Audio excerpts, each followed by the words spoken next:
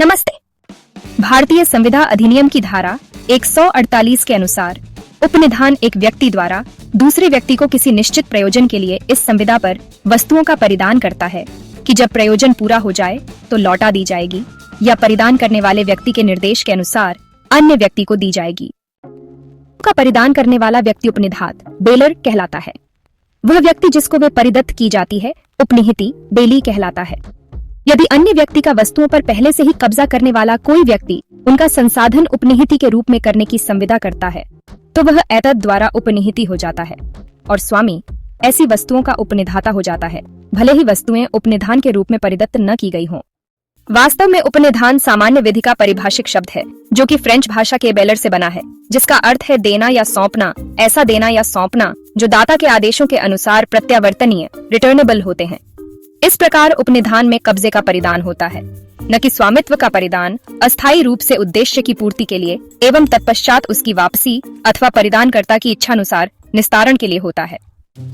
उपनिधान की क्रिया एक संविदा है जिसमें एक व्यक्ति किसी वस्तु को एक दूसरे व्यक्ति को इस उद्देश्य से देता है कि वह दूसरा व्यक्ति उस वस्तु को उद्देश्य पूर्ति के बाद वापस कर देगा। उदाहरण के लिए अपना कोट का कपड़ा दर्जी को इस उद्देश्य से देता है कि वो उसे का कोट बनाकर आपको दे दे तो यह उपनिधान कहलाता है तथा आपको उपनिधाता तथा आपको उपनिहिति कहा जाता है। इसी प्रकार अपनी मोटर गाड़ी 1 घंटे के लिए आपको दे देता है कि उसे 1 घंटा बाद को वापस कर देगा, यह उपनिधान कहलाता है। यहाँ उपनिधाता तथा उपनिहिति कहलाता है।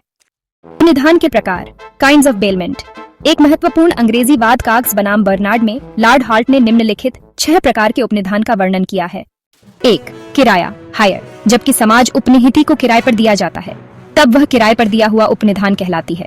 2. आड़ प्लेज। जब किसी अन्य को ऋण लिए हुए धन की जमानत के लिए माल दिया जाता है तो इस उपनिधान को आड़ कहते हैं। 3. जमा डिपॉजिट।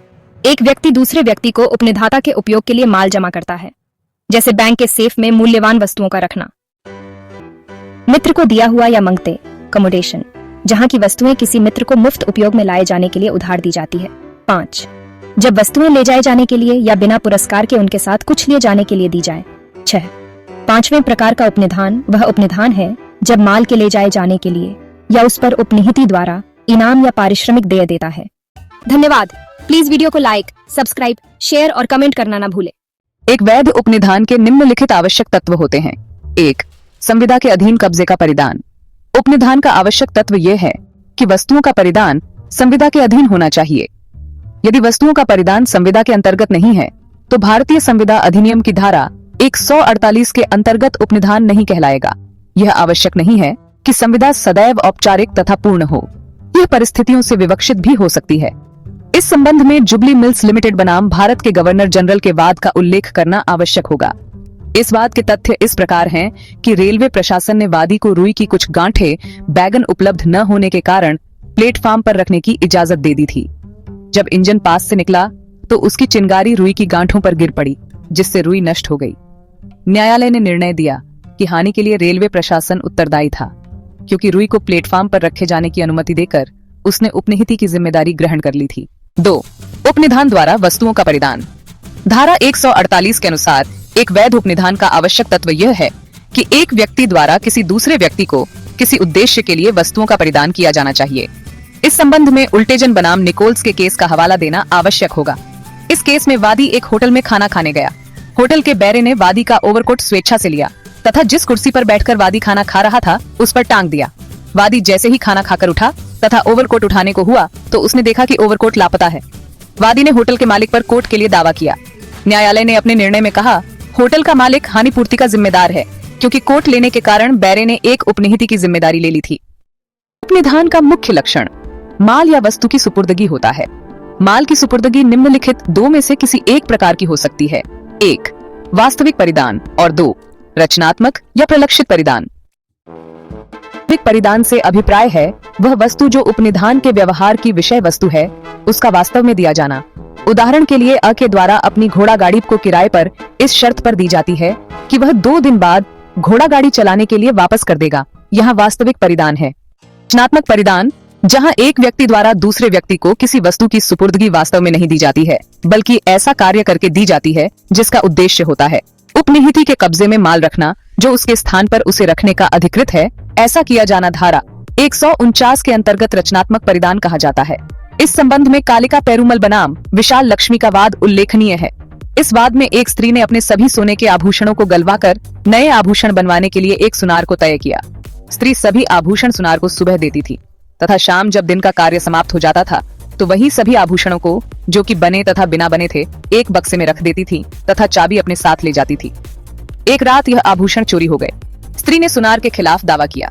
न्यायालय ने अपने निर्णय में कहा कि सुनार नुकसान के लिए उत्तरदायी नहीं है, क्योंकि प्रत्येक शाम को जेवरातों का परिधान स्त्री को हो जाता था तथा जिस समय वह चोरी हुई वह स्त्री के कब्जे में थे। न्यायालय ने भी यह स्पष्ट किया कि परिधान उपनिधान का एक आवश्यक तत्व है, परंतु धारा 149 के अधीन जेवरात के बक्से को कमरे में छोड़ देना परिधान नहीं कहा जा सकता। निहित वस्तुओं को लौटाने तथा उन्हें उपनिधाता के निर्देशों के अनुसार व्यवस्थित करने के लिए आबद्ध। उपनिधान का तीसरा आवश्यक तत्व यह है कि उपनिहिति उस वस्तु को लौटाने अथवा उपनिधाता के निर्देशों के अनुसार निस्तारण करने के लिए बाध्य है। यदि दी हुई वस्तु विशिष्ट रूप से लौटाई जाने वाली नहीं होती और उसका हिसाब नहीं रखा जाता तो उस स्थिति में उपनिधान नहीं हो सकता, बल्कि एक विक्रय के समतुल्य होता। मैसर्स कल्याणी जियरीजली बनाम स्टेट ऑन ऑफ पश्चिम बंगाल के मामले में उच्चतम न्यायालय ने उपनिधान एवं विक्रय में अंतर को स्पष्ट किया। इस मामले में अपीलार्थी बियर बोतलों को बेचते थे तथा ग्राहकों से बोतल की कीमतें जमा करवा लेते थे तथा खाली बोतलें ग्राहक द्वारा वापस कर दिए जाने पर कीमतें लौटा दी जाती थीं। उच्चतम न्यायालय ने कहा, इस प्रकार का संव्यवहार उपनिधान का न होकर विक्रय का संव्यवहार के रूप में निरूपित किया जाएगा, क्योंकि लौटाने का समय निश्चित नहीं था। दूसरे इस मद में जमा धनराशि से बहुत ही कम धनराशि की वापसी की जाती है। इस प्रकार उच्चतम न्यायालय द्वारा इन परिस्थितियों में संव्यवहार को उपनिधान के रूप में मान्यता देने से इनकार करते हुए विक्रय संव्यवहार के रूप में मान्यता दी तथा तदनुसार बिक्री कर अदा करने का निर्देश दिया। उच्चतम न्यायालय ने यह भी स्पष्ट किया कि यदि संव्यवहार उपनिधान होता एवं उपनिहिति को उपनिधान की शर्तें ज्ञात होती तो वापसी का धन जमा किए गए धन से अधिक होता। धन्यवाद। प्लीज वीडियो को लाइक, सब्सक्राइब, शेयर और कमेंट करना ना भूले।